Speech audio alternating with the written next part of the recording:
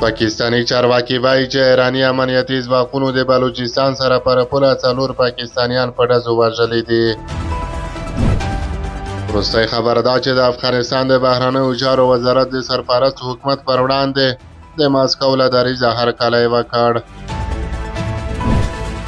سلام ستړي مشئ، پام وکړئ د یاران ټي وي یوټیوب چینل څخه دوه تازه او مهمو خبرونو ته. پاکستانی چارواکي وایي چې ایراني امنیتي ځواکونو د بلوچستان سره پر پوله 4 پاکستانیان په ډزو وژلي دي. پاکستانی چارواکي ادعا کوي چې ایراني ځواکونو په بلوچستان کې 4 پاکستانی په ډزو وژلي او 2 نور یې ټاپیان کړي دي. ایران لا هم د دې پیښې په اړه څه نه دي ویلي، خو د بلوچستان د ضلع مشکل مراسیال کمشنر صاحبزاده اسفندیار رسنیو ته ویلي د پاکستان بلوچستان صوبې سرحدي سیمې مشکل کې ایراني عسکرو ډزې کړي چې 4 تنه یې وژلي او 2 نور یې ټاپیان کړي دي. دا ځایي خلک دي، موږ نور په دې اړه تحقیقات کوو. وروستۍ خبره ده چې د بهرنیو چارو وزارت د سرپرست حکومت پر وړاندې د ماسکو له دریځه هرکلی وکړ.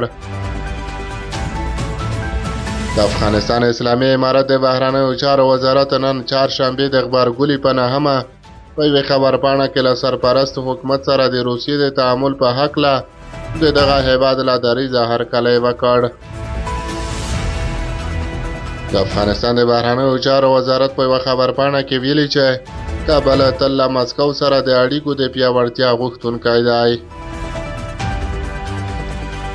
د دغه خبرپاڼې په یوه برخه کې راغلی چې د افغانستان د بهرنیو چارو وزارت د روسیې فدراسیون د رهبرۍ د بهرنیو چارو وزیر او نورو چارواکو د هغو څرګندونو هرکلی کوي چې د افغانستان اسلامي امارت سره د اړیکو د پراختیا په تړاو د سیاسي عزم څرګندونه کړې.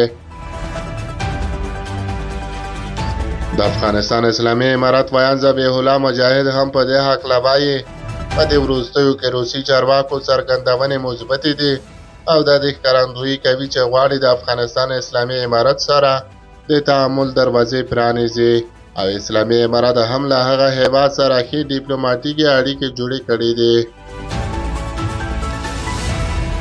باید یادونه وشي چې تېره ورځ د روسیې ولسمشر ولادیمیر پوتین د ازبکستان په پلازمینه تاشکند کې په یوه خبري ناسته کې د افغانستان اسلامي امارت سره تعامل اړین او مهم بللی او زیاته کړې ده چې له اسلامي امارت سره اړیکې د پام وړ او اړینې دي.